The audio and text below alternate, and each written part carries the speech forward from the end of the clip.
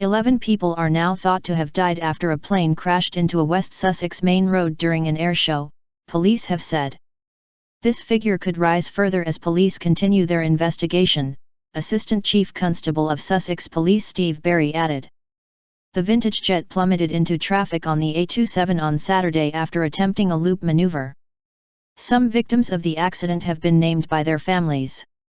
The number of deaths was initially given as 7, but ACC Barry said it was now highly likely that 11 had died. A further 14 people were injured in the crash. The Civil Aviation Authority, CAA, the aviation regulator, said it would be examining the circumstances of the crash to see whether improvements could be made to current safety requirements. Victims who have been named by their families include Matt Jones, 24, and Worthing United FC footballer Matthew Grimstone, 23. Another Worthing United footballer, Jacob Schilt, 23, is also believed to be among the victims, his club said. In a statement, Worthing United FC said Mr. Grimstone was their first team goalkeeper and a brilliant player with huge potential. And Mr. Schilt was a tenacious midfielder, a skillful player, with an eye for goal, the club added. Sussex police said no one on the airfield was injured, but the pilot, named locally as former RAF pilot Andy Hill, remained in a critical condition in hospital, having been pulled from the burning wreckage. Whether the pilot activated his ejector seat was yet to be determined, ACC Barry said.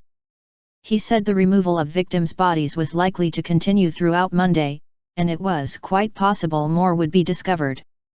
ACC Barry said a crane would be brought in to lift the wreckage of the aircraft on Monday, and that the crash site was spread over 400 yards of the A27.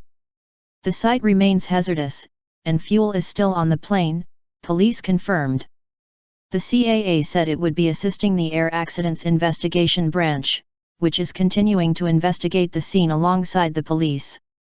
In a statement, the CAA said safety standards for major civil air displays in the UK were regularly reviewed and were among the highest in the world. It said, events of this nature are very rare, but we will now thoroughly examine the circumstances to establish if further improvements can be made. We immediately commenced our review processes and remain committed to continuously enhancing the safety of all civil aviation and will provide further updates in the days to come. In a video released by Sussex Police, ACC Barry later described the crash as devastating. He said, "I've certainly not seen anything like this in my career in terms of the scale, the tragedy, and the impact that this is going to have on the local community. We are entering the recovery phase of the operation, and as we do that we are likely to uncover more fatalities, but we are putting in a huge amount of effort in supporting the families and helping them to understand what has happened."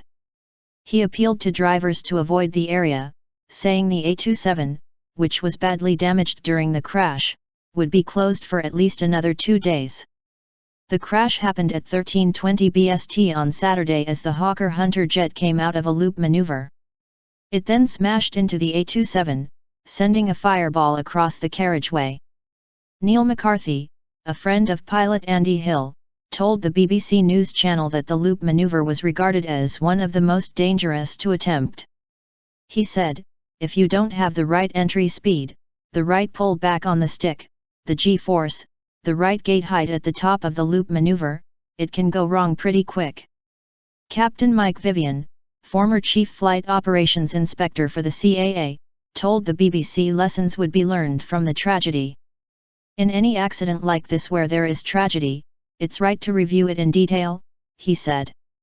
Police have urged people to think twice before posting extremely graphic images of the crash online.